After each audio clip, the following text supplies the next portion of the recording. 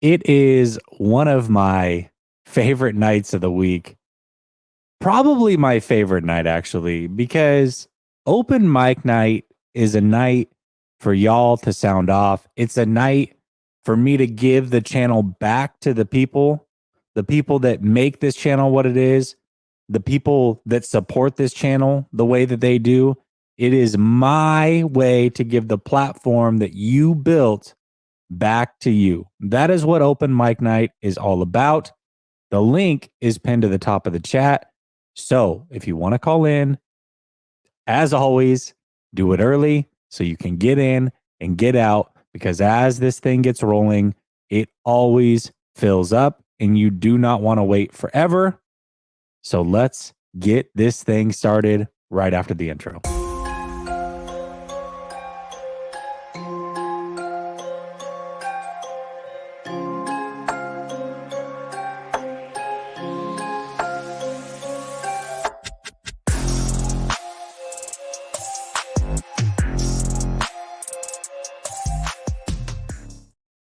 All right. Welcome back to Last Second Sports, where we are giving you our take down to the last second. It's your boy Jesse. And as I said, it is open mic night. It is the night that the platform gets given back to you. Make sure that you call in, give your takes.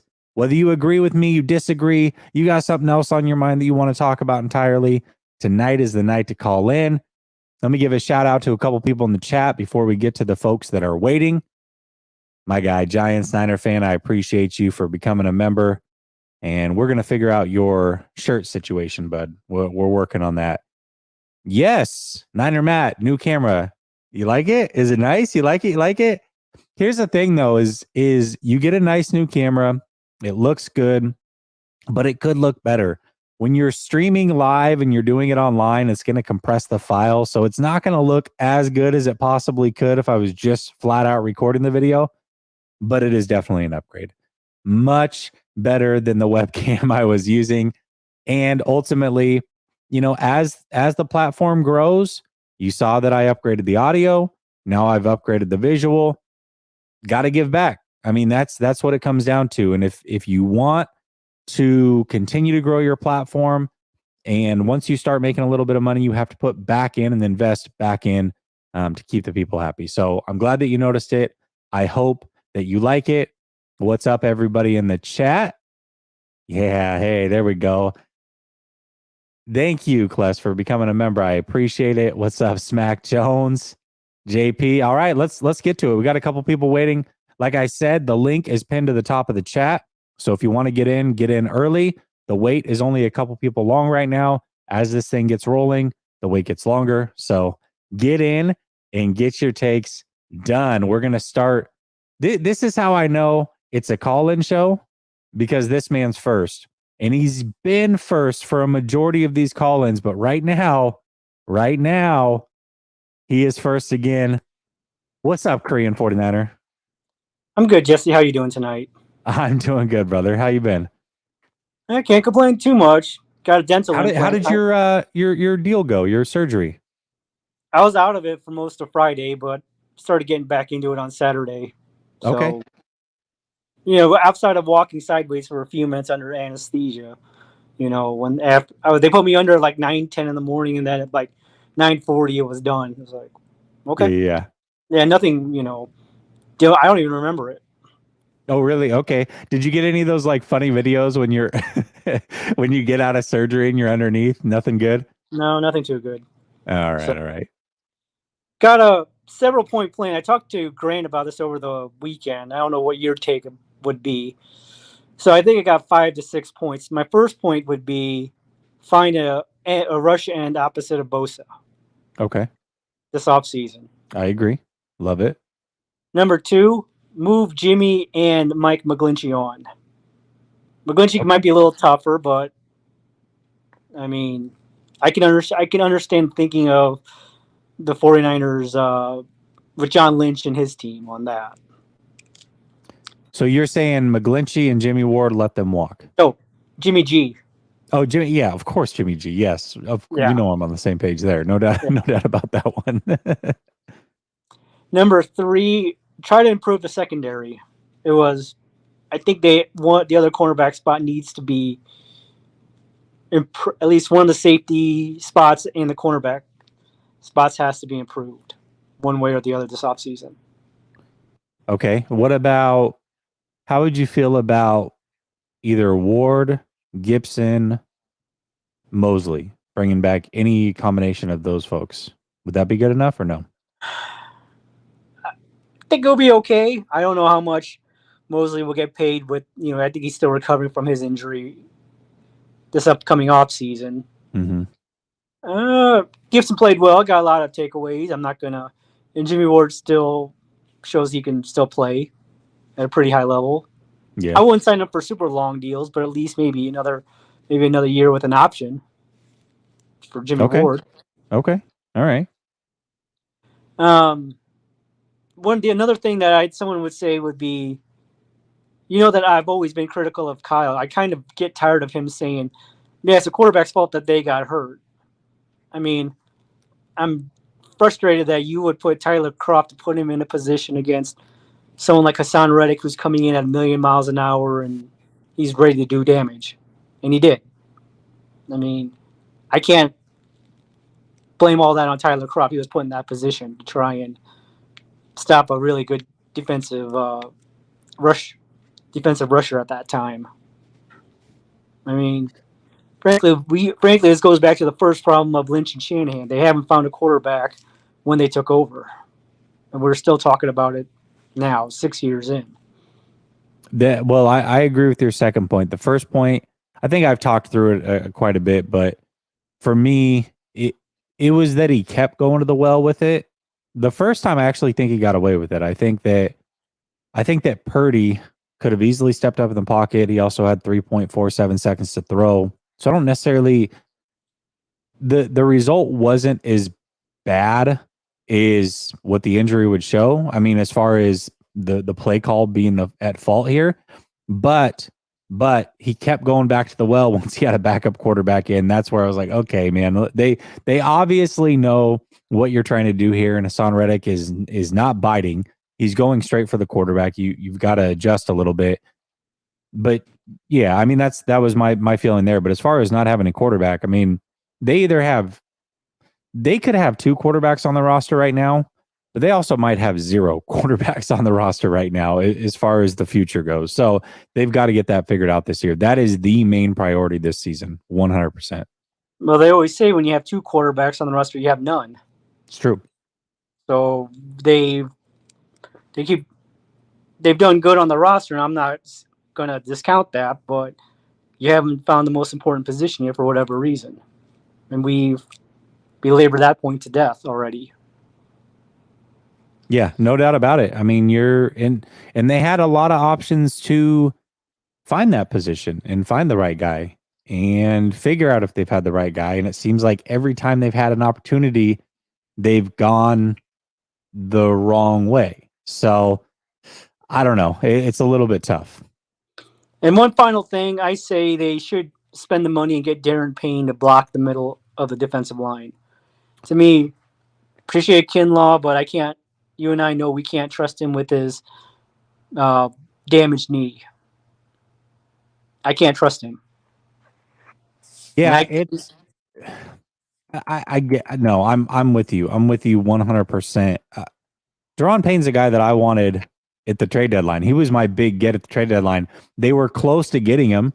They went after him. They just weren't able to make it work. If they could get Daron Payne this offseason, I'd be so happy. I'd be extremely happy with that for sure.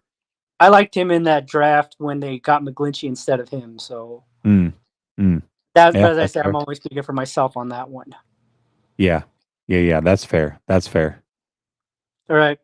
That's part of my plan. I was going to say, consider, when the Warriors considered, when they moved Mark Jackson on, when they had a good team for Steve Kerr, that's one of the things they should also do, but I don't know if they'll do it. I'm not expecting them to do that. Yeah, and I don't know who the replacement is. Again, Shanahan is not perfect. I think Shanahan's good. He's certainly not perfect, but you got to have a better solution. And the Warriors at that time found their better solution. It worked out for them. And I still think Mark Jackson kind of got jobbed a little bit, but they found their solution. And so I think that's the biggest thing is that they've got to have a better solution than what they have right now. And I just don't see that guy out there at this moment. That's just me. Yeah, I do like Mike Kafka because he did resurrect Daniel Jones into at least a serviceable NFL quarterback, and He did. that team did that Giants team this season at least found a way to make it into the playoffs when they were expected to be another rebuilding season. He was also, I believe, the quarterback coach at Kansas City when Patrick Mahomes was drafted. So he's helped build a couple things there. So I do like Kafka. He's intriguing. The good news is he's still out there. He wasn't hired this offseason.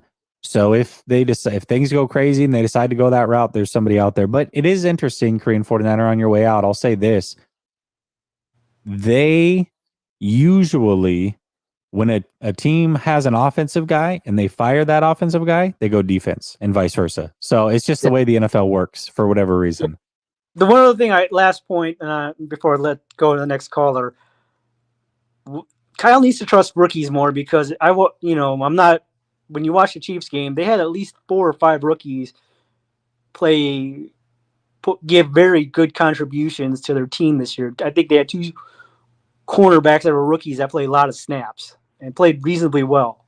I mean, really, Kyle, we can't trust rookies and put them in a good position. I mean, I kind of get tired of seeing the veterans get, not always getting the opportunity when we have why do we get all these rookies? I'm kind of tired of hearing, oh, we're redshirting this rookie for whatever reason. I'm like, we can't do that every time with every player, with every rookie.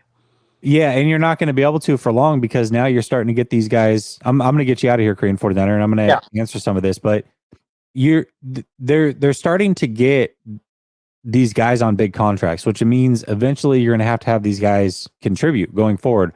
Right now, they've been so deep, they've been able to kind of get away with doing that because they've had better players, frankly, in front of these rookies, which is fine. But going forward, you're going to have to hit on these guys and they're going to have to contribute because once you do pay a quarterback or once these other contracts just become so high, which they're very close to being there, then you have to find a way to play these rookies. You just have to. So that's the way it is. Appreciate you, Korean 49er, for kicking this thing off. S. Brown says, keep up the good work. Always enjoy the content. I appreciate you. All right, here's the order. We got Gammon, we got Rohan, we got Shay, and then we got surname Caleb. That is the order. We're going to go to Gammon first. What's up, Gammon? Man, I'm just here, just riding the vibe, man. Just like one big wave of just vibing, But I just want to say, Korean 49er, you're a real homie, man. I don't know. I was so sure I was going to beat you this time, man. I came in second. It's the first time. Usually I'm like 6th, 7th, 8th, or 9th. I don't know what it is, man, but your parents raised you right. I'm sure you're the kind of guy when work starts at 8 a.m., you're there at like 6:30, just doing something. Doesn't even matter. But I appreciate the hustle, brother. That is legitimately, that's a hustle, man. And one that I don't think anybody's going to beat. And Gammon, that is a real deal because Korean 49er, if he knows there's a call-in show, he's always first. He's I think one time out of the times that he's called in, one time he was beat, and I still let him go on first just because it was tradition. Absolutely. And but I will say this as somebody from the military, right? I do love the way that civilians do math because civilians and military, we do math differently. So I think in the civilian world, hey, if you have two Michael Jordans or something like that, then you have no Michael Jordans. But in the military, we math differently. We say 1 is none and 2 is 1. And I think that was very, very loudly expressed in the NFL this year, comparatively to most years in the NFL, right? We weren't the only team that had to use our third string quarterback. Now, I was looking at the Dolphins, and I got a chance to hop on some of their podcast episodes and talk to some of their people. But remember, the Dolphins actually in the 7th round picked a quarterback about 15, 16 spots before Brock Purdy. Mm-hmm. And I got to tell you, that was who they marched out against the Bills. But before that, a couple games before that, it didn't look too good. So there's something to that. So if there was over like 64 quarterbacks that were used this season, and that had to be used due to injury. So you know what? We have to go from now on 2-1. We're not back in the old days where it was like, hey, the 49ers have Montana and Steve Young, or the Chargers have Phillip Rivers and Drew Brees. We're in a new window. And right now, the other thing too is that 49ers fans as a whole, we're not putting it together. We're not connecting the dots that Mike McGlinchey, PFF, regardless, that I know the lasting image that we have of Mike McGlinchey is that he got tossed like an empty box of chicken McNuggets, right, by Michael Parsons in the Cowboys game. But he's one of the top premier right tackles in the league. Not a left tackle, right? But if I asked America right now, name me your top 10 left tackles in the league right now, I think like a good majority of the viewers could do that. Name me your top 10 right tackles in the league. And I think that people would struggle. And I think then people would go like, well, why is Mike McGlinchey rated so high? Maybe not as a left tackle, but as a right tackle in his position group, he most certainly is. And what I love is everyone keeps saying, oh, Mike McGlinchey is priced out of our price range. But let's give almost that same exact asking price to Daron Payne. And I'm like, where is the math in that? Especially when we're talking about when we re-sign a player. If we say like, hey, their average value is 13 million annually, that first year is not 13 million.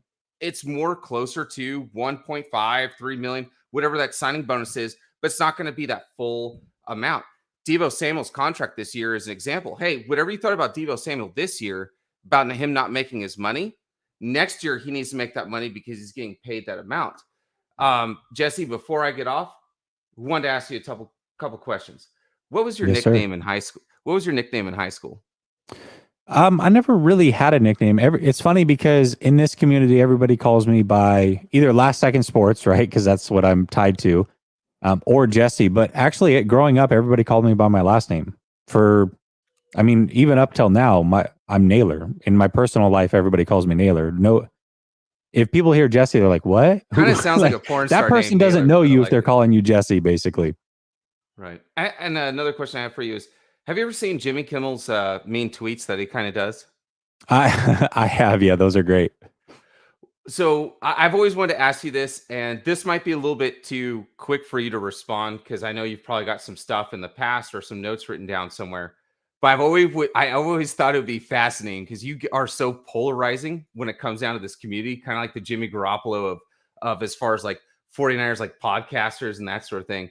But what is either the funniest and or meanest tweet someone has sent you? I know that you've had to have some dandies, but I get a lot. I would say, I would say that your best bet is if you want to see some real hatred, go to my pinned tweet, the one on Trent Williams tipping his plays. There's some doozies in there for sure. I would say the meanest things have usually come in DMs. A lot of people want to make threats in DMs and then block you. Wow, threats, really? Yeah, like actual threats, which is funny. Would love to see that in person, but yeah, that's usually what you get. And so, but there's some funny ones too. I'm not gonna lie. Somebody took the time to draw me up like a clown, which I thought was actually pretty clever. And then there's been a couple other pretty funny ones. They're trying to dig deep, but I thought they were pretty funny. So I think as long as you're not making like a personal threat or whatever, then there's probably a lot of good ones. There's a few personal threats that were a little bit over the top though. Absolutely. I'm going to exit off, but it'd be great because I think a lot of people watch your show inspirationally. Was a big deal for me. And I used to come on here skittish, and I'm now starting to I am growing and developing more as a person, becoming stronger and believing more in what I say. And I really attribute your show and Croc's show for that. Two questions I have for you that aren't for me, but I think for a lot of people who are listening or tuning into the show. And I'm just going to exit off on this. What things do you wish you've known before starting this kind of career? And secondly, what advice do you have for people who want to do what you do? Thank you for your time, Jesse. Absolutely, Gammon. And I think Gammon might be going down that route because he's got a nice little setup. You guys don't see it, but behind the scenes, he's got a nice little setup. First of all, thank you for the kind words, Gammon. You're always way too kind. But don't think I didn't hear you call me the Jimmy G of content creators. I'm a little offended by that one. Not gonna lie, that might be the biggest like funny jab in the side I've seen. That was good. That was really good. And you always said you'd get me on this show, and I think you finally did. But your first question was, I remember your second question. I forget what your first question was. I don't remember the first question. I'm sorry, Gammon. But the second question is, what advice would I give to somebody who wants... Oh, okay. The first question was, what do I wish I had known before starting this? I wish I knew it was possible and how easy it was to get started. I mean, that's what I would say. I had a podcast about 5-7 years ago that would get around 10,000 listeners on average. But podcasts, non-video podcasts, they're kind of a dead end, in my opinion. Unless you get mad sponsors and you're up near like the top of the charts in a sports category or whatever category you're doing, actual podcasts, there's not really a lot to it. A video podcast, you can connect to people. And I just didn't know how easy it was. I'd never really done my homework into finding the technology and just realizing how simple it was. So I wish I knew earlier how simple it was, and I'd be doing this for many, many years. The advice I would give, I can give tons of advice once you get going and once you kind of prove that this is what you want to do. But if you're just trying to get started, I would say just start. Just do it, because and this, people may take this the wrong way, but this is the reality of the situation. Nobody's watching you in the beginning anyways. Nobody cares. Nobody is tuning into your show when you first start. Nobody sees your mistakes. You're only critical of yourself. You're overanalyzing yourself. You hate your voice. Your camera is not good enough. Whatever. And so I would say just get started. Like there's nothing holding you back. Just start. Now, once you start and you're in it for a while and you've probably made 30, 40 videos and you've shown that this is something you want to do and you still love it as that audience starts to grow, oh man, there's so much advice I can give. I can help you shortcut so many things and help you get bigger a lot faster than what you even thought it was possible. But I would say in the beginning, just start, man. Just frickin' start. So that's what I would say. And so if anybody is interested, just get going. Vac says it sucks because I really like Purdy and what he did. But these stands make it hard. They make us choose one. Okay. So as far as choosing one, you thought it would happen when Jimmy left. The 49ers are kind of at fault for this one. They haven't chosen one. And so what are fans going to do? Fans are going to naturally gravitate towards one of these guys. That's just the lay of the land. That's the way it works. All right, Rohan, coming to you, brother. Then Shay, then Caleb. What's up, Rohan? How you doing? What up, my man? Doing good, man. You just got off a show. Yeah. When was that? A couple hours ago. That was fun. Yeah. And you were grinding over there. I like it. Yeah, we got to do what we got to do, man. That's how it is. And I'm a little irked again, because like I normally come on and I think of a jab and I throw the jab, but he threw the best jab possible. Called you the Jimmy G of content creators, dude. Like, that's like absolutely true. But like by all. Like that is absolutely not that it's funny, but it's absolutely true. Okay, all right, all righty then. You guys, are you trying to say that I'm good looking? Is that maybe I'm good looking? Maybe I'm taking this the wrong way. Is that what it is?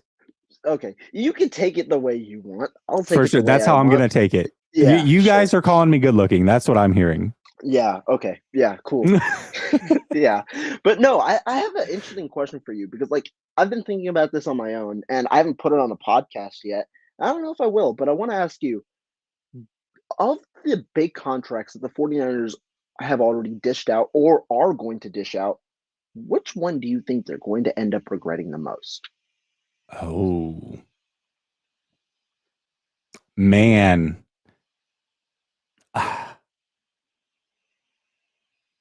I got to say probably this Debo one, man. I think the Debo one, because CMC has already proven that he's a better version of Debo. And unless Debo turns into some natural wide receiver, I don't know. I think the Debo one's probably the one, because it's going to make it tougher to sign Ayuk, which I think they're eventually going to want to do. I think him and CMC are just so similar. I think they're either going to regret it, or they are just going to trade him, in the next year or so. Mhm. Maybe not this offseason, but the next offseason, I could see them potentially shopping him and trading him and eating some of that money. But I would say the Debo one. What about you? I think that's a good take. Like, to me, I've been thinking about it, especially when I was going through the cap situation over the next few years, trying to figure out how do the 49ers fit certain players in. I looked at the Brandon Ayuk contract, and obviously as the fifth-year option, and I was thinking the 49ers, I think they have a plan in a way to where if they do want to keep Deebo Samuel for the duration of his deal, they're going to have Brandon Ayuk extended, and that first year's cap hit's going to be low. But Debo Samuel's deal ends the first year of Brandon Ayuk's extension, which is in 3 years, right? And so to me, I think that there's a sensible path for the 49ers in that situation. But the argument that you said, the trade for Christian McCaffrey and having Brandon Ayuk's a better receiver, in my opinion, than Debo Samuel. And Christian McCaffrey is your wide, like he's a wide back in a way. He was the first wide back before Debo Samuel kind of evolved into this role. And so I can understand it. The other one to me is Arik Armstead, but I don't know if it's necessarily because of the contract or because of the way the 49ers handled the contract with the restructure that made the contract appear worse than it is. But to me as well, I think that contract's interesting because let's say the 49ers look for a guy like Daron Payne. Daron Payne's going to have a low first year cap hit, but he might, like, if it's a 4-year deal or a 3-year deal, you don't expect 2 years of a low cap hit. And Daron Payne, that means, is going to have a significantly higher cap hit next year. And while Nick Bosa won't have a high cap hit likely because it's the first year of his extension, and normally that doesn't play into factor. Armstead and Payne will then have the high cap hits. And I wonder if the 49ers regret maybe restructuring that deal and having such a high cap hit of 26, potentially 26 million. But I think the unfortunate reality is with those two contracts, one of those two players gets moved before the end of their deal. Yeah, and it's tough though, Rohan, because you know as well as I do that once these contracts start getting big and you go to trade them, there's a huge cap hit. So in the first year, at least, you're not winning because you're eating so much of that cap space. And most deals happen before June 1st. It's usually you save if you make a deal after June 1st, but that's not the way that trades work. They always happen before June 1st. So you're likely to eat a big chunk of that money in year one, and you're not going to get much better for it because of that. And so you're just kind of taking a year where you're eating the money, and then the next year is when you can kind of take that savings and roll it into trying to get better. But it just depends, I think, where the 49ers are at and how much they're trying to improve. How close are they? How long do they stay in this quote unquote Super Bowl window? I think there's a lot of factors that go into it, man. I agree. And I mean, I think it's all coming in a way to a crossroads at this offseason because the 49ers don't have a first round pick or a second round pick. In a way, for them to maximize this window, they need to have a near perfect offseason because there are upgrades that you need to have. And I had this conversation with Sunil earlier today about how I'd prioritize the defensive line and I'd prioritize really looking at Daron Payne or Javon Hargrave because those 3-down players on the defensive line, especially on the interior with such a pass-happy league, you want those guys to be able to play a lot and to be able to be effective. But when you talk about it, the money shellac to that deal, it's tough because if it's Payne, you're going to have a big contract there, which means you got to sacrifice elsewhere, which likely means Michael McGlinchey or a right tackle doesn't end up being in San Francisco, which means you then again have to hit on those draft picks. And other organizations have shown a definitely that they can do it. They can hit on those draft picks. And the 49ers, they've definitely hit on a good amount of draft picks, but it definitely makes the window tougher, especially when you haven't reached the goal that you want to reach thus far. Well, okay, so I think the 49ers are going to for sure go into this offseason with around 38 million. Okay, they're going to have the CMC rework. They're going to push back and restructure Fred Warner, and then they're going to re-sign Bosa. I agree. Exactly. Okay. Now they have an additional $30 million or so that they really could find if they want to push back Armstead's contract again, which we just talked about, would probably not be a good idea. Would you do the additional $30 million or no? Well, I wouldn't, and because what they're going to have to do is it's going to have to be Trent Williams, Eric Armstead, George Kittle, Charvarius Ward. That's how they would find all this money. 3 of those 4 are 30 and older. And Correct. Trent Williams was talking about, I don't know how serious he was about the retirement, but he's getting close. It sounds like he's a year, maybe 2 away from actually retiring. If you push that money down the road, you're going to continue to pay him once he's retired because you owe him that money. So I wouldn't restructure those guys. I would deal with that $38 million and figure out how to work around that. That's what I would do. What about you?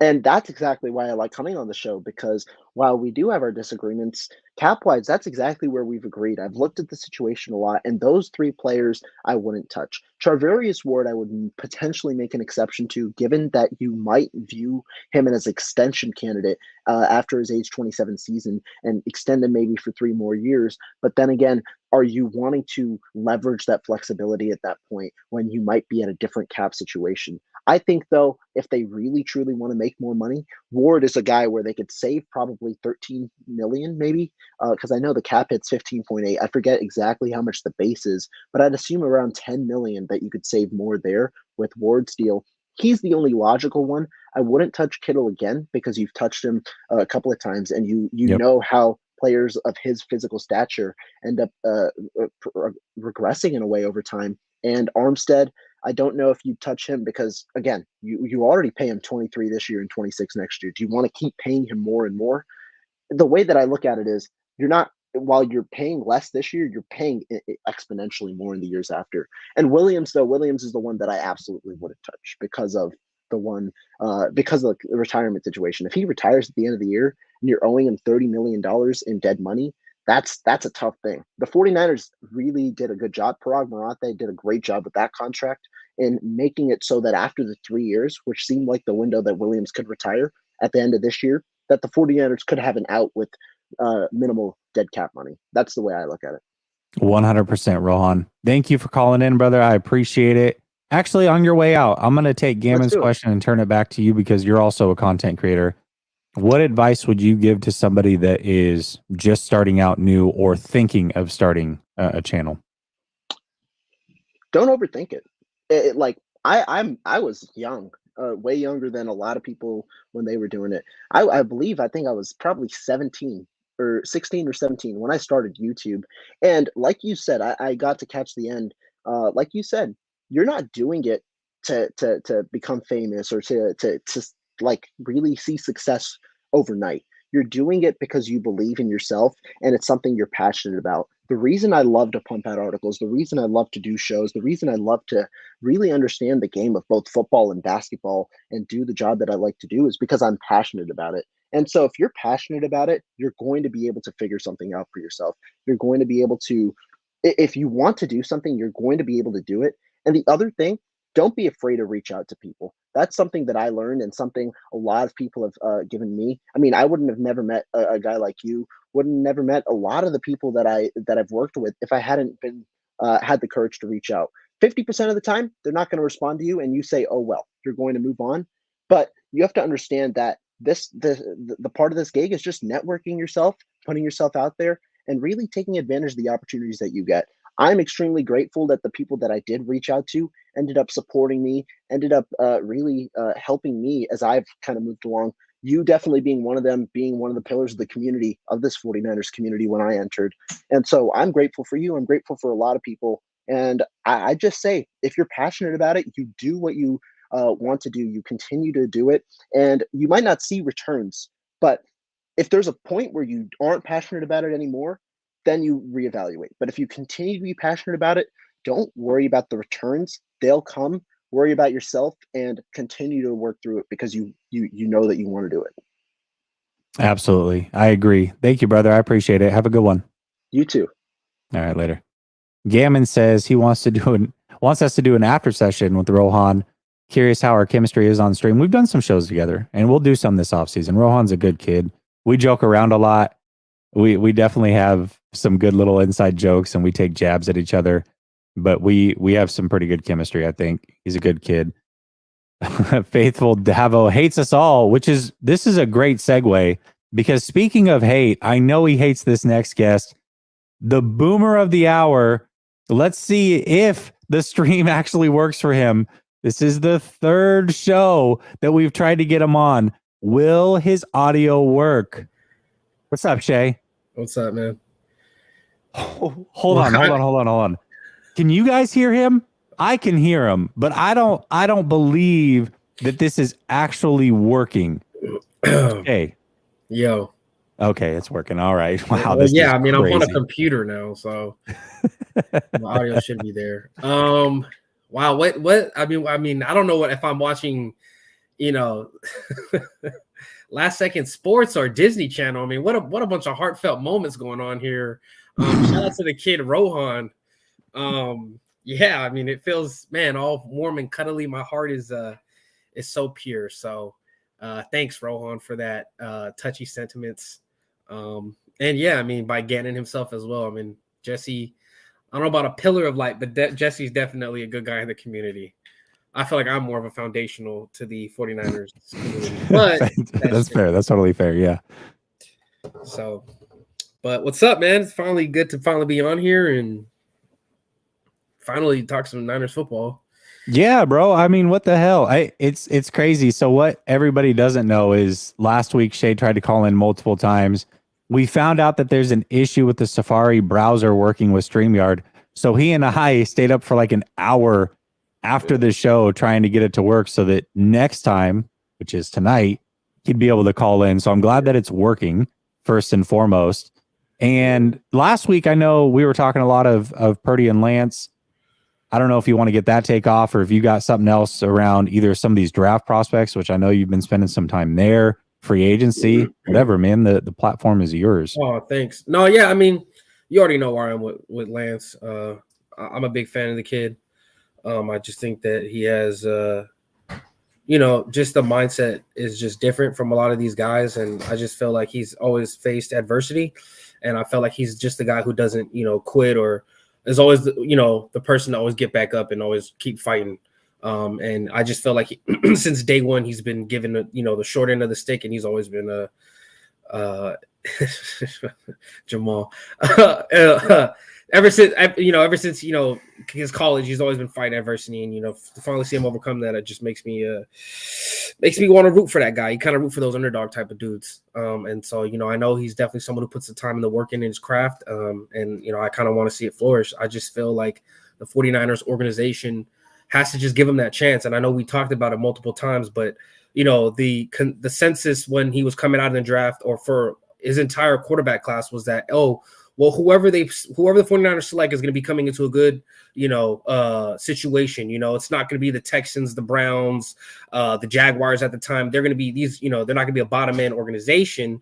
You're coming in with a good offensive coordinator and Kyle Shanahan, good schemes and stuff like that. But at the same time, it's also like, the pressure of winning is there too. And to me, hopefully they let this kid develop and go through his growing pains like we've seen with a lot of these quarterbacks. Jalen Hurts had to go through it, and look how well he came out. Lamar went through it as well, and so did all these other guys. Trevor Lawrence was looking shaky, at the start of his second year, and he has grown from it as well. So this is just something I really want to see and give him a fair chance. And a lot of people were like, well, why does he deserve more than the others? And I just felt like, well, when you draft, when you move up and give up 3 first-round picks, I feel like his return on investment is more important than anybody else's right now, because not only has the capital been invested in him, but also too, we have to see what this project can be. And I think when you have the generational talent that he does, that I don't see most quarterbacks having, I feel like you just have to see it through with him and give him his fair opportunity. And like he said, on the Rich Eisen show, he just wants a chance to compete. And that's like the mentality that I like and I look for in guys. So I really hope that, that comes to fruition. Yeah, and I agree with that. I think Zach Wilson's a different situation because he's proven to be a bonehead already. So maybe he doesn't deserve another chance. I would say if Zach Wilson was just struggling and trying to figure it out, I would say, yeah, you probably give him another chance. But there's a lot of things behind the scenes as to why he probably, at least with the Jets, doesn't deserve another chance. Yeah. But Trey Lance has been nothing but a model citizen for this team. I mean, yeah, he got injured. Yeah. That's not his fault. I mean, he did. what's he supposed to do? Drink more milk? Like that's his option? I don't know, you know? So I agree. I think he definitely deserves another chance. And you're right. I mean, when you spend that much capital on a player, you kind of got to figure out if they're that guy or not. Right. No, 100%. And so hopefully we do see that this upcoming season, and just the way the universe works, karma, everything. I feel like he's going to get his chance. He lost it to injury, and now he's going to be able to hopefully get it back due to injury. So I'm excited.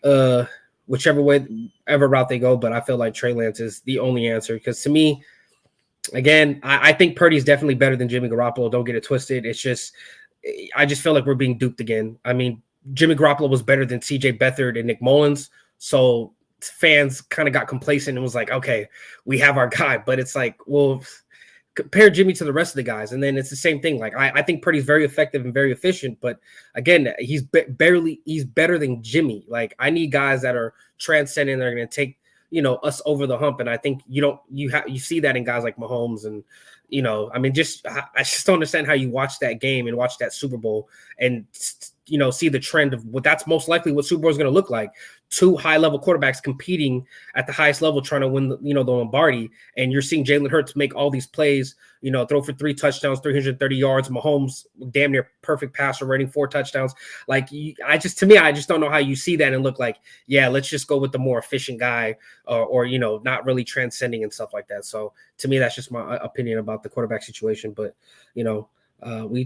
Trey Lance fans, I'm okay being a stan, man. I don't really care what other people say, man. I want to see this kid succeed. And I think I know he's a good person, and that's what I'm rooting for, is just a person at this point, not even the football player. So that's just my honest opinion. But I'm running out of time. Am I out of time already?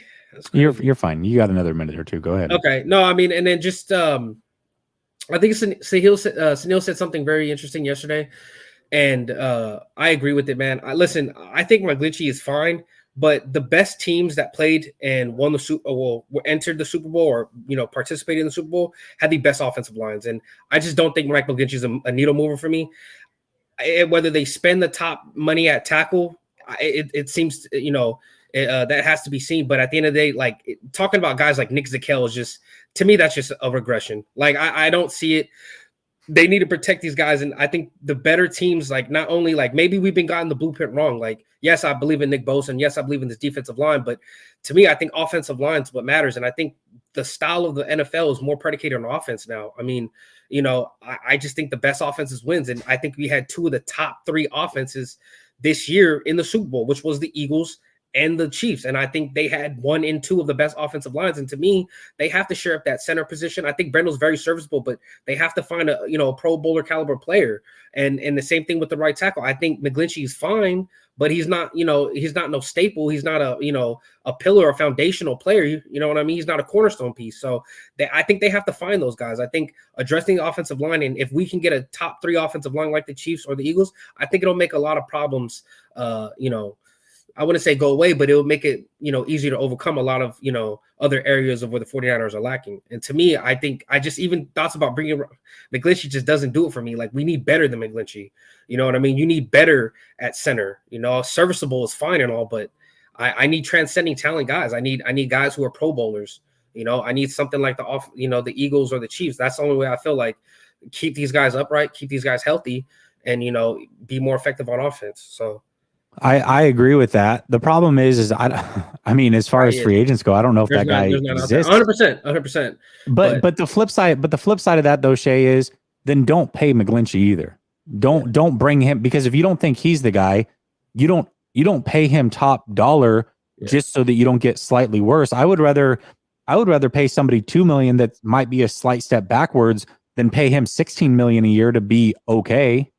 Yeah, that's not the answer either. But my thing is too, like, I mean, we're talking about trading Debo. And listen, I love Debo, but I said this, like, Debo's going to be paid upon that on that year that he had, all-purpose 2,000 yards. He's never going to be able to replicate that again. That usage was absolutely insane. They needed to use him in that way. That will never be replicatable, because it shouldn't be. That's too many carries. We even had a problem with the way Kyle was running Christian and all his touches, and we were like, this is an insane amount of touches. These guys shouldn't be ran like that. You're running them into the ground. And to me, I love Debo. I think he's still a good playmaker, but yeah, I believe that the contract that he got was based upon the 2,000 yards. And to me, if you're never going to replicate that again, we should not be paying you that type of money. And I like I said, I'm a big fan of Debo. I love Debo. If he stays, he stays. But if they do trade him, bro, trade him for a right tackle. Then trade him for pieces, maybe some draft capital, and go get a right tackle. Like, I don't know what the Bucs are doing, but Tristan Wirfs. I mean, if they want to, I'm just throwing out examples, but I'm just saying, like, if we have players that, you know, are heavy pieces, and if we feel like, hey, we can't pay these contracts and we need to get, cut some fat or slim some fat off the salary cap, and if Debo's one of them, I'm pretty sure you can fish at least a Pro Bowl, adequate. Oh, damn, I'm messing that up. Adequate right tackle that, maybe a Pro Bowl or All Pro level, same as Debo, who was an All Pro. To me, it's just. I think like just stopping there is just like, and like you said, I would be I would be upset if we know that Michael McGlinchey is not that guy. Please don't pay him that he is. Like, this, I don't know, just because, there's not really good serviceable right tackles out there. Well, let's just give him top right tackle money just because he's the best available at free agent right now. Like, no, that's just not how it works. That's to me, that's just not how you get better. And the 49ers need to get better at every position because obviously you fell short again. So that's just my opinion. But I agree with you, man. Completely agree with that. And I think if you look at the last 3 Super Bowl winners, we've kind of seen that trend. Tampa Bay beat Kansas City. Kansas City's offensive line was in shambles in that Super Bowl. We saw how it affected Patrick Mahomes. Tampa Bay had a really good offensive line. Last year, not so much. The Rams didn't have the best offensive line, but it was a hell of a lot better than Cincinnati's, and we saw how Cincinnati lost the end of that game. So I think a really premium offensive line and obviously good to great quarterback play is a must as well. So in the 49ers don't have a great offensive line. They have a couple good players. They have one really good player and a couple other good guys, and they might have the answer at quarterback, but we don't know that for sure either. So that's why I think I made a show yesterday, and my point was, I know the 49ers on paper are really close. They've been to 2 straight NFC championships. A couple years ago, they were in the Super Bowl. But I think they might be further away than what we are giving them credit for, because on paper, they're making it this far. But if they make it to the Super Bowl, are they really going to beat guys like Patrick Mahomes, Josh Allen, Joe Burrow, Justin Herbert? I just don't see it. Not what this team is currently constructed. They have to find the quarterback, and they have to find a way to protect him if they want to win those games, in my opinion. I'm out of here. I know, but I just on that part alone, the NFC is wide open. There's no top tier team. There's no top tier quarterback. Brady retired. Rodgers, he might go to the AFC, to the Raiders, whatever. The NFC is completely wide open. I fear no quarterback in the NFC. But just because, like I said, we get there because the NFC is weak doesn't mean we're that, just the best team. Doesn't mean that we're deadly. Because to me, if you split the AFC evenly, they got 2-3 good teams that will wipe and clean the floor with any NFC team. And to me, that's what I just feel like we can't be fooled on that. Like, to me, I just don't see them beating a Mahomes or Josh Allen or Joe Burrow. And they have to, like you said, they have to figure out what they want to do at quarterback and shear up the offensive line. And that's just my honest opinion. But draft talk, we can talk about that next week or whenever you have. Next week. Let's do it. In fact, you're putting in a lot of work. I might try to get a show together with you and probably Marco and maybe even David, because you guys put in a lot of work on the draft. And so I'd like to know kind of what some of your guys' top prospects are. So maybe we'll figure something like that out. Is that a hoodie? You got a hoodie on you? Yeah, it's a short sleeve hoodie because it's Florida, it's warm, so it's like fresh. You look fresh, but I was gonna say I thought that was almost like a mullet. I was like, wait, hold on, Jesse, you rocking a mullet right now? Might have to see no that. Mullet, no mullet, right, no. You be safe. All right, man. Have a good one. Later. These guys, dude, on their way out, just parting shots. That's what's going on. I feel it. Aru says, you, Grant, and Larry are so much better than Chase Sr. at Chat Sports. He pretends to be a 49er fan, but also has an Eagles channel. Cash grab, gross. I think you might have that mixed up. I could be wrong, but the guy who runs the 49er Chat Sports now doesn't have an Eagles channel that I'm aware of. The guy who used to run the 49ers Chat Sports does have an Eagles channel. So I know the old guy does. That'd be weird if the new guy does too. Maybe it's possible. But I'll say this, those at Chat Sports, they're not necessarily fans of the team. Chat Sports is a big conglomerate, and you get in where you can fit in. You don't necessarily have to be a fan of that team to cover a team.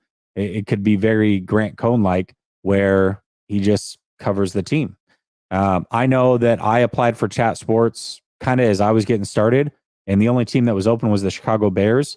I made it down to the final 2 and was not selected, but I was almost covering the Chicago Bears for Chat Sports. So I'm not a Bears fan, definitely not a Bears fan, but like I said, it's a little bit different over there. But I think you might have it mixed up. I could be wrong, but I know for sure the person that used to cover the 49ers for Chat Sports about a year or two ago, he has his own channel, and it is the Eagles. That I do know.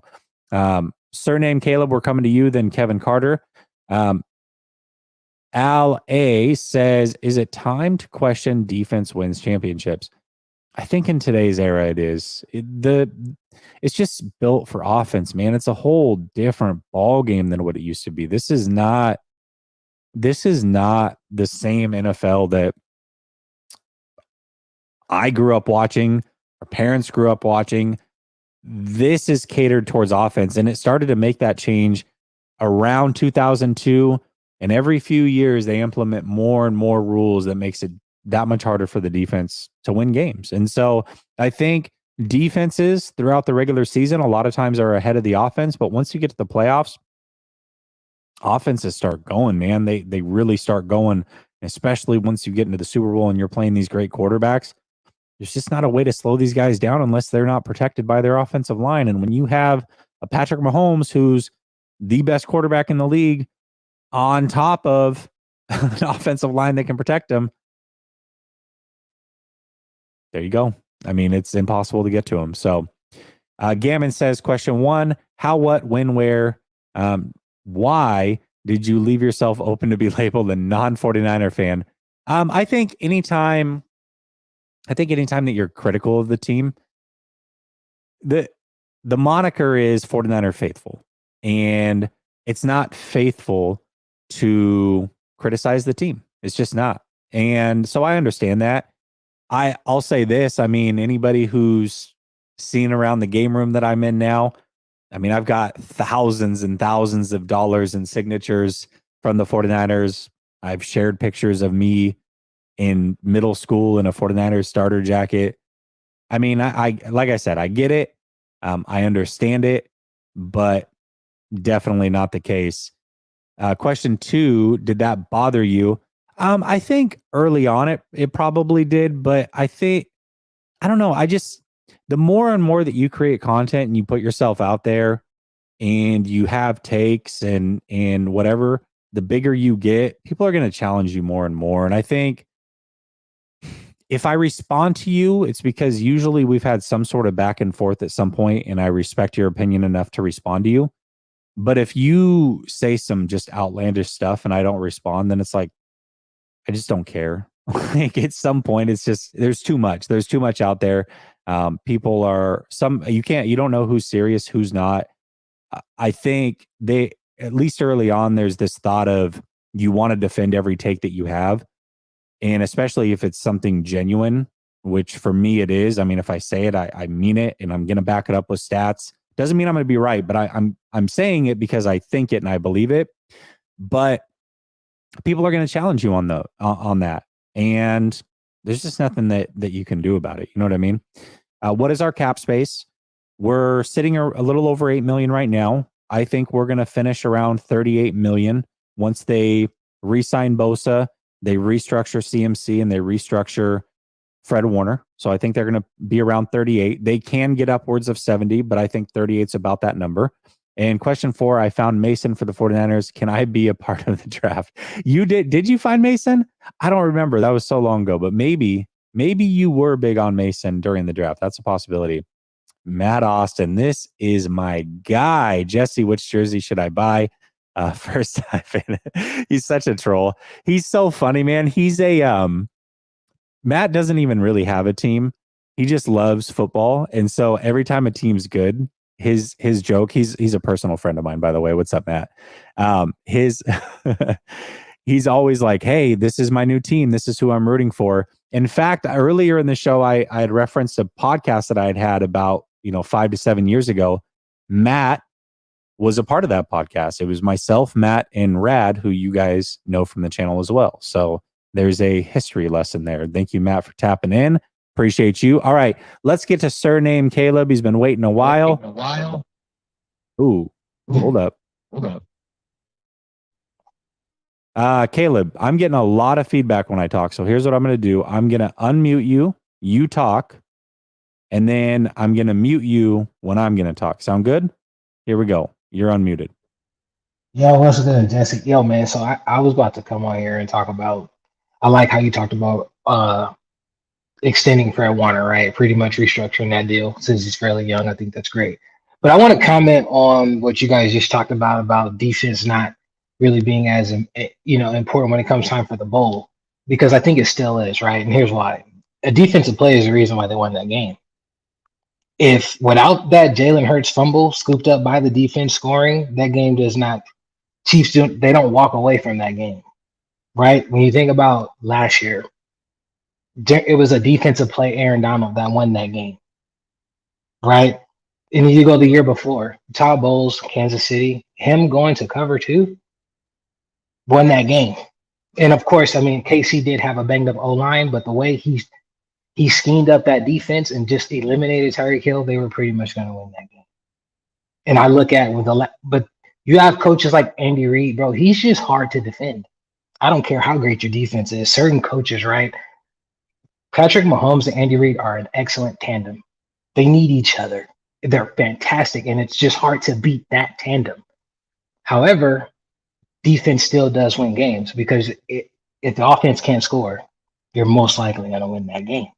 So I do think that it matters now. In this one, it was a little different, but again, I had to talk about the defensive play of that scoop fumble to the crib because they only won by 3. So that's just that. But however, the offseason, I do like the Fred Warner, but 2 low-key signings because I know we have to bolster that O-line. And the question I have for you is, with the O-line, do you think that's something you can even build through free agency because they're so expensive, or do you have to build it through the draft? With the O-line, 2 defensive free agents. Last week, I told you Adrian Amos. I'm still on that. But with us getting Steve Wilkes, I think a sleeper corner we can get because we don't know how Eman's going to be off the ACL is Patrick Peterson. Bro literally just had the second best season of his whole career.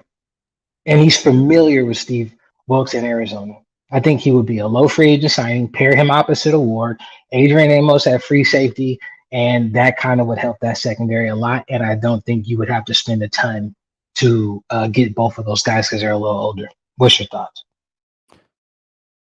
Ooh, I like it. Okay. So the defense went. I understand what you're saying with the defense. But the stat that I've always thrown out, I started it last year and I threw it out again this year because it held true, of course, once again. But 57 Super Bowls have been played. 43 have been won by Hall of Fame caliber quarterbacks. So I think defense definitely matters. I don't want to act like if you just have the worst defense in the league, you can go win a lot of games. I don't want to say that. But in comparison to having a high-level quarterback and protecting that high-level quarterback, I think those are like number 1 and number 2. Number 3 is being able to get after other high-level quarterbacks. So for me, that's just the order, at least now in today's game, that I really would go after. You know, as far as Wilkes goes, I mean, he's going to make, you're right, the secondary better around him. And I apologize. Why don't you give me the names again? Because I was so focused on answering your first thing that you were talking about. So I'm going to unmute yourself and then give me the names again. I said Adrian Amos at free safety and Patrick Peterson. You can get Pat P probably like on a 1-year deal for not that expensive, right? Because the next year we have that first round pick again. And we for sure need a corner opposite of Ward because we don't know how Emmanuel Moses is going to come back off that ACL. Yeah, okay. So Amos, which you talked about last week, I do remember that. Love that. I do. I like Amos a lot. And then Patrick Peterson, I think that would be great if we could get him. I don't know if I would start him though. I would bring him in under the pretext that you're competing for a job.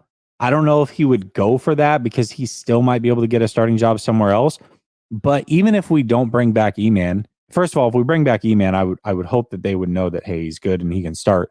But if not, I mean, I thought Lenore played pretty good down the stretch. So I don't want to just like guarantee a starting job. However, much like when we brought in Verrett, we're going to need depth I mean, that's another position that continuously gets injured for the 49ers. So if we could have depth and add Patrick Peterson to the depth of the secondary, man, I would love it. But I don't know if I would give him a guaranteed starting job. What are your thoughts on that?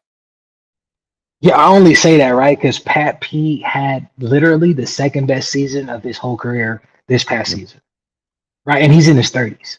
And he's just familiar with Steve Wilkes, right?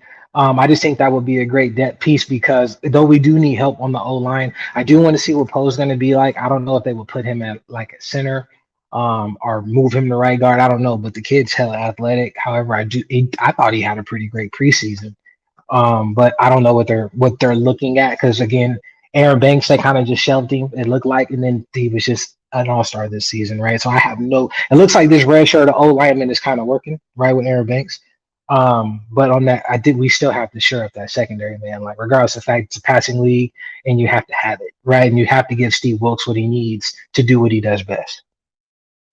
Yeah, I'm curious. I'm just curious to see like what role he can get somewhere else. He did have a really good year.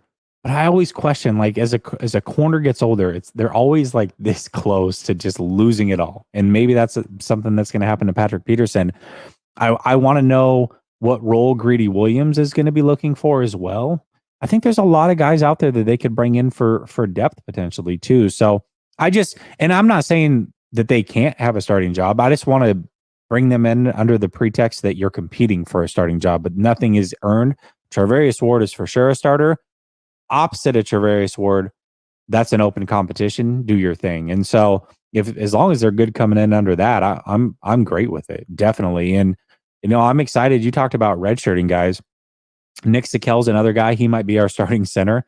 You've got Womack in the secondary. You've got Quantrez Knight, who could be a good player as well. You've got Danny Gray. You've got Drake Jackson. I mean, there's so many guys out there that really could contribute next year. So McCrary Ball, there's just a lot of guys out there. So I'm curious to see who does kind of redshirt and then contribute next year. Yeah, man, you're absolutely right, bro. Hey, Sam Womack, I was kind of a little upset that they didn't really give Bro no snaps in the slot or really to compete because I didn't think he did bad at outside corner. He's just very physical, right? He's very physical. I love that. And to me, he's always right there. And he has long arms. Diamador, he was okay, bro. I mean, if I'm an OC, I'm going to target him too. You know what I'm saying? Like, he's good, but I think the last guy that was on, like, you have to have better than that, though. Especially trying to compete. Does the NFC load it? No. However, that doesn't mean it's always going to be bad. And bro, the Raiders put up like 500 yards on us, bro. Like, we need another corner opposite of Ward. Again, and for me, no, I'm not saying just get Pat P the job. But at the same time, I just think they would be low free agent signings where we wouldn't have to spend a lot. So what is it? What's the term? Low risk, high reward. Right? Yeah. Like that's what I'm looking at because I'm looking at we don't have a lot of money. And then I did look at next year, though. It does look like, well, after June 1st, you could try to trade Armstead and you can save a lot. But one of them vets, bro, in the next like 2 years has to go, though. And which one is it, though? Because Kittle's older. He's going to make a lot. Armstead's older. He's going to make a lot. Trent's older. He's going to make a lot. Debo's going to make a lot. Like one of them, we can't keep all four of them. Somebody has to go, bro. Which one do you think it is, though? That's the thing, man. I don't know who it is, but you're right. You can't keep all these guys forever. You can't keep signing all these guys either. Eventually, you're going to have to say no to bringing these guys back. And I think these teams that have created these dynasties have always done a good job of that. You look at what the Patriots did. And what did we always say? Belichick gets rid of guys a year early rather than a year late. And it always worked out for him. And you're seeing the same things with the Kansas City Chiefs. They got rid of Dee Ford. They moved off of I forget the name of their safety, Tyrann Mathieu. They moved off of him probably a year or maybe even 2 years early. But their Charvarius Ward, they just weren't willing to pay him. They're like, hey, we feel like we can draft this position. Let's go draft some guys. They did that. They are willing to say no. Tyreek Hill. If you're not Kelsey or Mahomes or a great offensive lineman, they're saying no to you. They do not care. So I'm very intrigued by the way that they're going about roster building because the 49ers from top to bottom are right there with everybody. They might have the best roster in the league, but they don't have the quarterback. They are not protecting the quarterback at the same level, and that is why they are falling up short. 100%, bro. That Kyle for sure neglects that right side of the line. I don't understand it, but I'm starting to feel like this with Kyle. I think he's a hell of a play caller, bro. But I'm gonna say this, and I might get crucified in the comments. I don't care, bro. Kyle's terrible with personnel. I just feel like he doesn't know it. He never plays the best, like Danny Gray. So just because Trey Lance goes down, Danny Gray gets no burn, and he's the fastest guy on the field.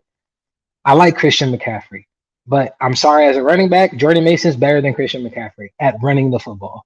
Elijah Mitchell's better than Christian McCaffrey at running the rock. He's getting 2 and 3 yards. Elijah gets in, he's busting. Mason gets in, he's busting. And I'm like, Kyle, we're at the 5 and you have Christian. Why, if you're going to run the ball? Why don't you give it to this big boy named Jordan Mason, who's proven he could do what he does? Like, I feel like Kyle never plays the best player. He plays his favorite. And I feel like you're costing us games like that, and you're getting guys banged up because you're not playing the best player that's suited for that. There should be a reason we're within the 5 and Jordan Mason gets no carries. And he's the biggest back. You know, I don't know how you feel about that, but I've been starting to question Kyle's personnel. I think he's a hell of a play caller. But with personnel, I feel it's more feelings versus what's best for the team. You know, I think this kind of started last year. If I remember correctly, in the NFC Championship game, it was a big 3rd and a big 4th down. And Debo wasn't in on either of those plays. I think it was a 2nd, 3rd, and 4th down, if I'm not mistaken. And all of a sudden, you know, Debo was tired. By the way, they had all their timeouts, if I remember correctly. They could have easily called the timeout, given him time, and put him back on the field and used him as a decoy. But they didn't do that. They ran these trickery plays that having Debo on the field would have been nice for, but he wasn't on the field in some of the biggest moments down the stretch. It's like, man, I don't know if I agree with that. In fact, I don't agree with that. You know, I think there's a lot of little things that we can question with Kyle. I think he does a hell of a job of developing players. I think he does a hell of a job of developing coaches. I think they've done a good job drafting, but he's big on, if you don't know my system or if you're not great at blocking, you can't even make it into this lineup whatsoever. And I do question that from time to time, because sometimes it doesn't matter if you can block. If we need you to run 4-3 straight down the middle of the field to open up a deep dig, that's when you could use a guy like Danny Gray. And we saw it work, I think, against the Seahawks. They used it a couple times and it worked well. So I don't know. I don't know if I fully agree, but I see where you're coming from for sure. Yeah, man, that's it. I just feel like, hey, like Kyle's doing a great job. I'm not knocking him as a coach, but when it just comes time for personnel, it really makes me question it. Some of the play calls, like, I just don't understand. Like, we're struggling to get in. Give it to the biggest guy. Like, it's about the team winning the game, not one dude putting up these stats because you trying to make sure bro gets in a Pro Bowl or whatever. You know, your agenda is like what's best for the squad. And sometimes it just seems like Danny Gray just didn't. You're just not playing. Right? Like, you're the fastest guy on the field and you're just not getting nothing. He's faster than Ray Ray. I'm not saying he's better than Ray Ray, but like you said, bro, if I can keep that safety back, because we've shown that he's going to get past this corner, whether Brock hits him, Trey hits him, Jimmy hits him, or they don't, hey, man, he's here, right? And you have to account for this. And it's like, Kyle, what are we doing, bro? Like, there's too many times, right? The safeties just live in the box, both of them, because we're not going to throw past a certain yardage. And you need a guy like this to open the field, and you just don't use him. Like, it just makes me question it, bro. But, hey, Jess, I know you got other guys waiting. I appreciate you having me, man. Man, praise God for you and your family, bro. I hope you guys, have excellent health, man. And I'm praying for more success for you, bro. In Jesus' name, man. Hopefully you have a great night, brother. Thank you. I appreciate you so much, man. That was a great call. Thank you for the prayer. Thank you for the blessings. Everything back to you tenfold, man. I appreciate the heck out of you. That was a great call. Absolutely. And Kevin, we're coming to you next. Gammon says, if the 49ers don't allow a sack like the Chiefs, Brock doesn't need offseason surgery. If the Eagles sack Mahomes and the Chiefs, the Eagles win. Yeah, I mean, true. It's all true. Valentine's Day lighting. It's past Valentine's Day. It was dark. If you noticed the stream yesterday, it was much darker for Valentine's Day. Gammon comes back and says the 49ers will be drafting a pass-catching running back between rounds 2 and 3. Oh, no. I picked Jordan Mason because of his similarities with Eddie Lacy. TDP the same way. Cut block rule created a way for thick running backs. I do now I remember you talking about the cut block rule. I remember you talking about that on Croc Show, actually. Now it's all coming back to me. It's all coming back to me. I hear what you're saying. Okay. Let's go to Kevin Carter, who's been waiting so patiently. He even fell out and came back in. What's up, Kevin? How are you? What's up, man? Can you hear me? I can hear you, man. You sound great. Oh, sweet, dude. Thanks for having me on, man. Watched the show a lot and big fan. I can't say that I agree with everything you say, but I think going to Trey, I was hopeful when we drafted him. Didn't really love the, going with the raw quarterback when we had the roster that we had. And, I saw him, I watched him in the preseason, and to me, it just looked like, the fact that he doesn't have any experience is like all over the place in terms of, his decision-making and anticipation. And then when I look at Purdy, like I'm one of I think the few people, like literally probably first or second preseason game, I texted all of my Niners buddies literally saying like, this guy is already a better passer than Trey and I think even Jimmy. Like I literally like go back to those texts now because when Jimmy got injured, everyone like started texting me like, well, I hope you were right because I was talking so much about him and stuff. But it's, to me, that's clear. Like when you watch Purdy, man, like the anticipation he has and his sort of pre-snap reads and everything that's going on upstairs to me is elite. Like I look at him and I'm like, his decision-making and the way he sees the field is elite. Obviously, arm strength isn't great. The thing that I think is the biggest concern, especially with this team, though, for me, is actually his height. I think that is a big deal when you don't have a great offensive line. And frankly, it's like I actually went back on YouTube yesterday and just looked at his highlights. There's like if you just type in Purdy highlights, 2022, and you look at them, there's like 4 or 5 highlights that look like the play that he got injured on, where he's like hit immediately, but he just happened to get the throw off and it ended up being a touchdown. But I'm like thinking like, God, this could have happened 4 or 5 times before it actually happened. And, he was just either fortunate that it didn't happen or unfortunate that it happened when it did.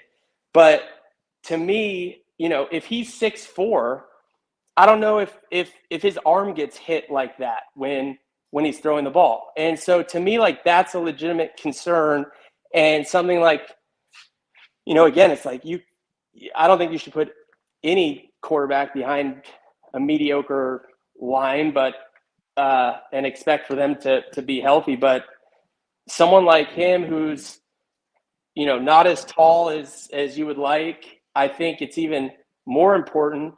The good thing about him though is he does have great escapability and can get out of it. But, and the other concern I think is the stepping up in the pocket issue, which, you've touched on a lot, I think is a legitimate concern. But I think that's also something that's, definitely people are capable of improving on with experience and that sort of thing. So, when I look at Trey though, like these things like that are issues to me are things that like, it's not like, one season and all of a sudden he's going to be able to see the field like Purdy. Like, I think this is years of experience and like, I don't know. I just, since the season ended, and it ended the way that it did, it seemed like kind of people have sort of forgotten what Purdy did. But, and I'm hearing like these people say, but, well, can he, will he be able to beat Mahomes in a shootout? And, I don't know if he'll be able to beat Mahomes. It's like, dude, nobody is going to beat Mahomes in a shootout.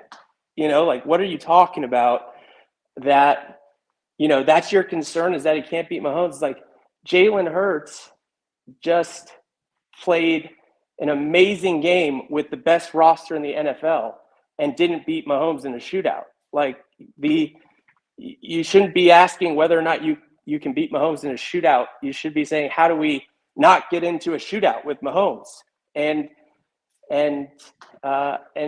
Reed, because you're going to lose a shootout versus them two. And so, to me, it's like the thing I didn't like about Hurts, frankly, it's like, the offense was capable of scoring quick and that sort of thing, but you don't want to do that versus Mahomes. That's not how you beat Mahomes. You actually don't want to score quickly. And so I actually think that the Niners would have had a good shot against the Chiefs. I think their defense, watching that entire game, I couldn't help but think, God, our defense played really good in that Eagles game. Even though it didn't really look like it in the final score, to basically be at 7-7 right before half with no offense, and then not being able to get a first down to do what they did and that sort of thing. So I don't know. I thought we were right there. Frankly, my opinion is we would have won if Brock stayed healthy. And and I guess my last comment would just be that you can't in the NFL.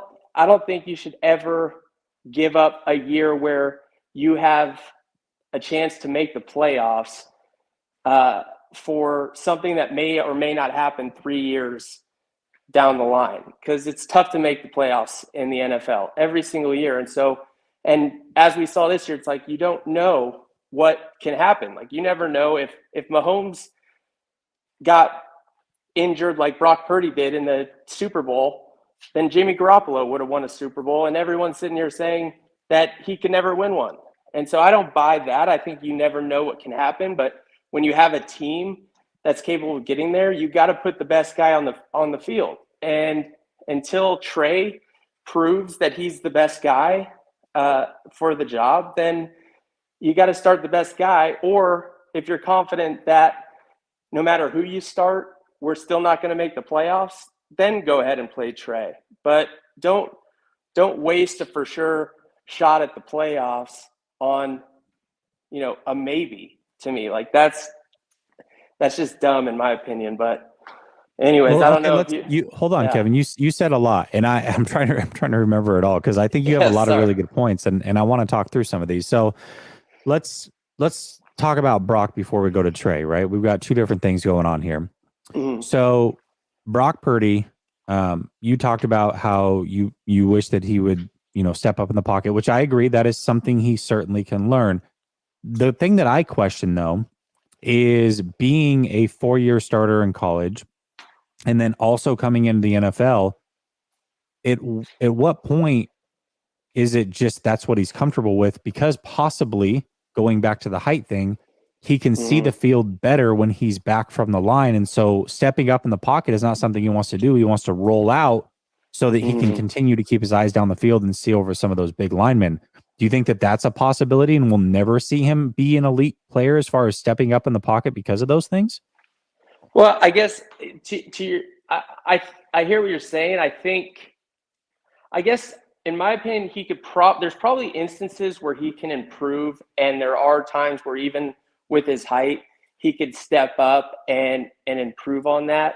What kind of goes through my head too, though, is also, is that necessary? The guy was putting up 35 points a game, with this offense. And it's how are we going to, sit here and whether he rolls out or steps up and that sort of thing? It's if how big of a difference is it really going to make if he's able to kind of play as well as he did? Now, if all of a sudden we drop down, we're only putting up 20 points a game, and it's because he's not stepping up in the pocket and that sort of thing, or he loses a step and he's not able to get outside like he was to evade pressure, then yeah, that's a huge issue. But to me, it's not a huge issue when you're still scoring 35 points a game right now. So, but I hear what you're saying. I just don't know how big of a deal it really is.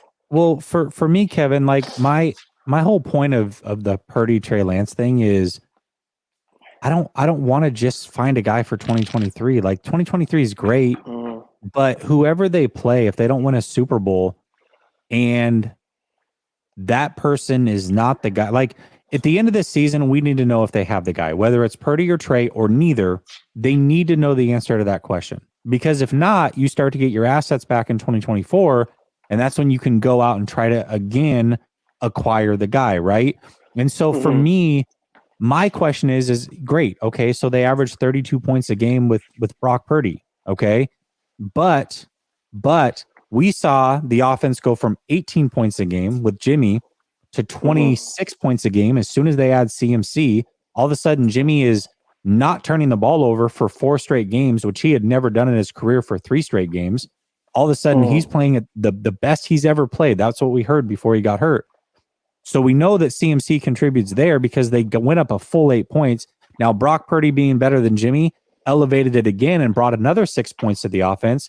But my question is you're eventually going to have to pay one of these guys if you think they are the guy. So if they think Purdy's the guy and you start giving him big quarterback money because he's next in line, you're not going to have an all-star crew around him. And I like Purdy, okay? But there is nothing that I saw from Purdy that says as soon as you start stripping these things away, that he is going to just continue this magical run. If CMC's not on this team and Kittle's not on this team and you're replacing them with, average players at those positions, I don't think this offense does what it does just because of Brock Purdy. I think a big chunk of that is because he's great at getting, and again, this is not his fault. He's doing a great job of getting the ball where it needs to go.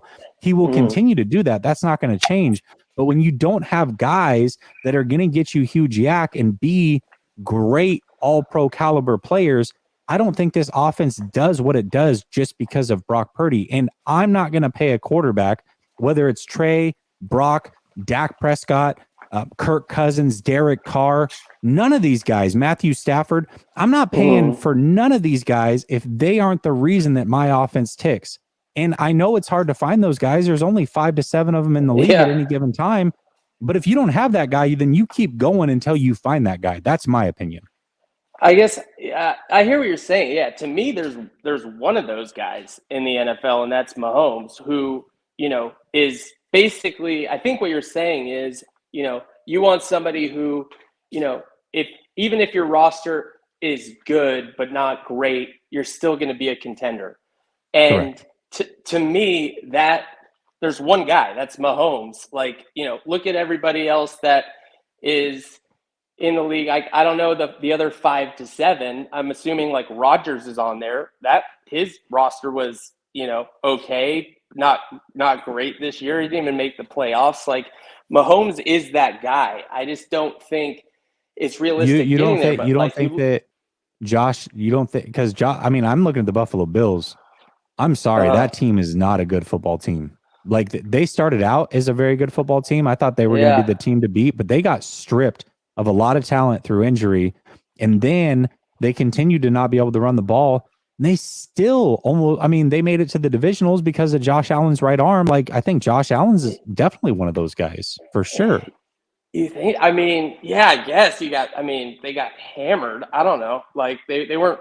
I mean, they're not winning a Super Bowl, but you're always there. Your point is, hey, you can't play Trey Lance because if you don't make a playoffs, you don't have a chance to win. Well, the Buffalo is always going to be in the playoffs because of Josh Allen's right arm. Like, if he's healthy, they're going to be in the playoffs regardless of what's around him because he's that good. But were they in the playoffs? Sorry, but were they in the playoffs? I mean, they had the beginning of the year that their defense was legit, and then their offense, they have, probably one of the best receivers in the game as well. I mean, they got some guys. I hear what you're saying, but look at Jalen Hurts before he had the best roster in the league.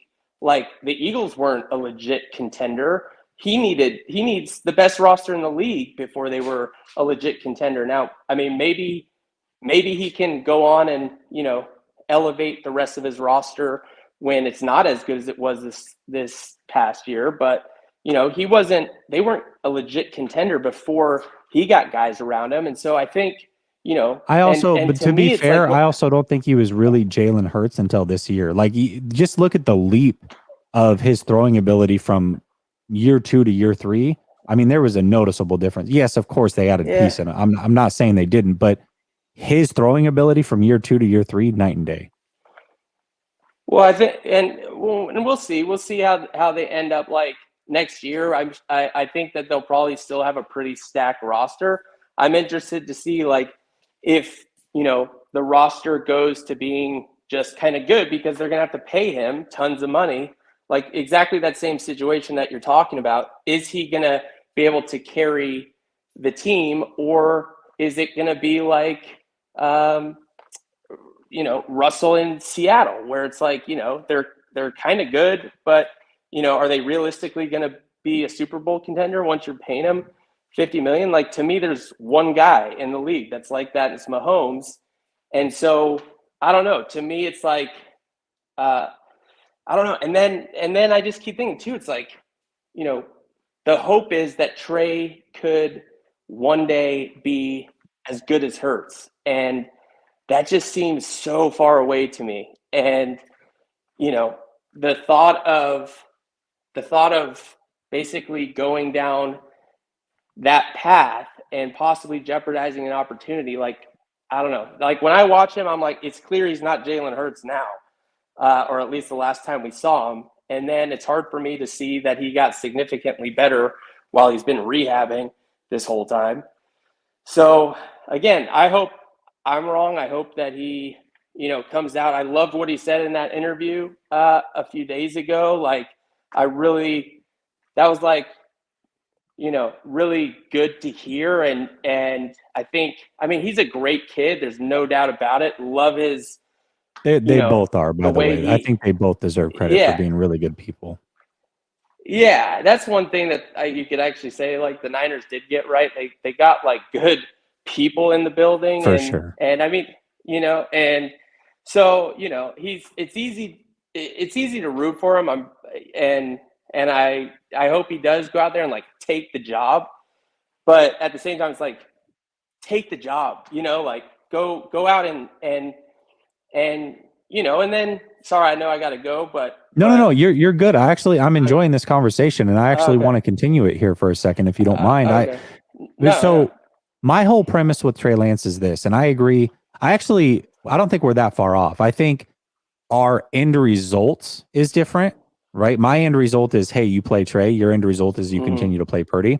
But I think our thought processes are actually really close in where they are right now as players. I don't think we're actually that far off. My argument is this. I think this team is good enough. Now, with Brock Purdy, they may win 13 games again. Okay. They may have a shot at the number 1 seed or number 2 seed or what have you. With Trey Lance, they're not going to win 13 games. Trey Lance week 1 is not ready to take you through the playoffs. I completely agree with that. My argument is Trey Lance in week 18 might be. And I think this team makes the playoffs if Trey Lance is playing quarterback. It's not going to look the same. It's not going to look as good week 1 through 8 or 9 or 10 even as it would with Purdy. And I concede that. Purdy is certainly much further along right now.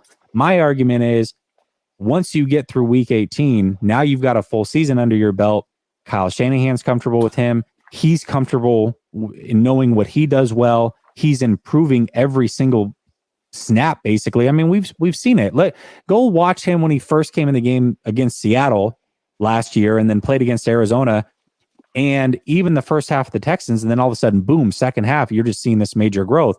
You look at him from this year to last year. I know it's a small sample size against Chicago, but this kid was skittish in the pocket. I called it organized chaos. He was frantic in the pocket his rookie year. This year, he was very calm, cool, collected. He'd dip the shoulder, step up into the pocket, keep both hands on the ball, continue to look down the field. You're seeing these micro improvements and you're seeing them pretty quick. So now if you give him 18 weeks to go through a season and be a quarterback, I believe those micro improvements stack upon each other enough to where now, okay, you've got a full season. You're a hell of a lot better player week 18 than you were week 1. Now let's go see what you can do, kid. And because he does have the 6'4" rocket arm athletic ability, that profile, when it is improved, can take you potentially to a Super Bowl championship. That is my argument with Trey Lance. Yeah. No, I think valid points. And, along the same lines, I was kind of hoping last year like that, and I understood the need to play Trey. You had to play him and stuff, but I would have loved to see how the season would have unfolded if they started Jimmy, so he could have gotten the offense before they hit their stride, where they were still figuring stuff out, because they always start slow, and then Jimmy always gets injured, and so Trey was going to get a shot, and that's the other thing too, is I think no matter what, he's going to get a shot this year too. Both of them probably will, unless Purdy's elbow or is way worse than they're hoping for, and he's out the whole year. But I think either or, their chances are they're going to get a shot. But the one situation where Trey has never really been, I guess the first year he was in it, but like really in it, was that Texans game where he was the guy. He had to be the guy. We had no other options, and everyone, and we needed the win, and so we had to rally around him. And at the same time too, if he fails, then it's because he hasn't had a chance to play. He hasn't had the reps. He hasn't had that sort of stuff, as opposed to coming in with someone who it has had success right behind them, and then all of a sudden it's like, hey, if you don't win, if you make a mistake, then half of the fan base is going to be up your ass about it, because because of what happened like last year. And so there's a part of me that feels like for Lance's success, like it would almost be better if Purdy started the year, because either he's going to be like the rare, this is going to be a rare season where the Niners actually come out of the gates playing well, or Purdy is going to have to go through those ups and downs while the offense is getting their feet under them. And then you can kind of go to Trey when, there's nowhere to go but up, ideally. And so to me, that's a better path for him. But at the same time, how it all works out. Maybe that's how it works out naturally, or maybe that's how it ends up because Purdy's injury, he can't go yet. But I feel like that's a better situation for him to be in. And I think that's ultimately where it's going to end up, because I just don't think, and I think you've said this a number of times, like I don't see how, if Purdy's healthy, I don't see how you can't start him over Trey after what he's done. But I think that is actually a good thing, because either Purdy's going to play well and he's going to win and keep the job, or he's not, and then everyone's going to understand why you're going to Trey, at that point. So yeah, I think that's totally fair. And kind of to your point, I mean, if Purdy was the backup quarterback and Jimmy hadn't come back and Purdy had to take the team over in the beginning of week 2, I mean, he might not have been ready. He might have fallen on his face and really struggled. And then we're looking at Purdy going, okay, well, he's a 7th round guy. And we never actually get to see who Brock Purdy is. And all of a sudden, it's not as big of a deal because he was the last pick in the draft. And it's like, okay, this is what we expected. But that's kind of like the Trey Lance situation. It's like, well, if we don't ever play him, then we really don't know what we have. And so it is interesting how careers can develop based on circumstantial things. Purdy obviously came in and played great against Miami, but I don't know if he does that in week 2. I don't know if he's ready for that at that time. So it is interesting, and you might be right about that. You might be right. Well, it's like funny to go down like the what ifs, because I think about that with Trey, where I'm like, you know, if they did start Jimmy last year to start the season, like originally I was like, well, then they would put in Trey, but Trey would still get injured because they'd still be running him 16 times a game. And so he probably still would have gotten injured anyway. But then I'm like, but maybe Shanahan wouldn't run him that much because he didn't have the Jimmy safety net. So maybe he would have been more cautious with him. And then we could have, you know, at least gotten a stretch of games to sort of see realistically what, you know, if Lance was going to improve significantly, like week after week after week and that sort of thing. And so I don't know, man. It's just, that's the most frustrating thing about being a Niners fan, is that you sit here thinking about what ifs over and over, like all day through your head. And I'm with you, man. We gotta figure it out and move on. But you know, I just believe it's like with this team, you know, if we could just get a break in the playoffs one time, if we could just have health and get a break one time, man. And it just feels like too, like one of those things where it's like, as soon as they just get that one and get the pressure of getting that first one off of their back, you know, then things would just feel so much better and like lighter. But anyways, man, hey, I appreciate you having me on, and love the show, dude. Keep doing your thing. Thanks, man. I appreciate it. That was a great call by you. And we disagree, and that's totally fine. I really enjoy those calls. I really enjoy where we can talk through things. And, you know, we still don't necessarily fully agree on how things went, Kevin, but man, you can call in anytime. That was a great call. I like it when people have a difference of opinion. A lot of times it happens through the chat, and you guys are limited in your characters. Sometimes, you know, you can't read tone in text, and so it comes across like you're kind of being a smart ass potentially, or sarcastic or what have you. So I like it. I like it when somebody calls in and has a difference of opinion, and we can talk through it. I think it's a great way to go about it, and I think it's good for content as well. So I am not even going to attempt to say your name. So I'm just going to call you Ono. I'll stick with Purdy. Consistent throwing arm. I'm concerned with Trey's left leg, always locking up. When throwing, causes more stress on his throwing arm. Yeah, I mean, that's something that he's got to improve on, just like Jalen Hurts had to improve on it. And we saw how it played out in his third season here. Purdy stepping up in the pocket. What's up, RS? Purdy stepping up in the pocket could have prevented him from getting injured in the championship game. 100% could have. Yes, there's no doubt about that. The pocket was clean as far as that goes. Or if he had just thrown it a half tick earlier, you know. But everything happens for a reason. I think, you know, we'll see who starts. We'll see who's healthy. All those things. Everything happens for a reason. I've heard Trey Lance say it, and I agree with that. I don't know what the future holds for either of these guys for sure. But what I will say is, I think they're both good kids. I hope they both find success. No doubt about it. That is the end of the show. However, it was until Twisted Clown said this. I'm going to be on tomorrow on Larry Krueger's channel.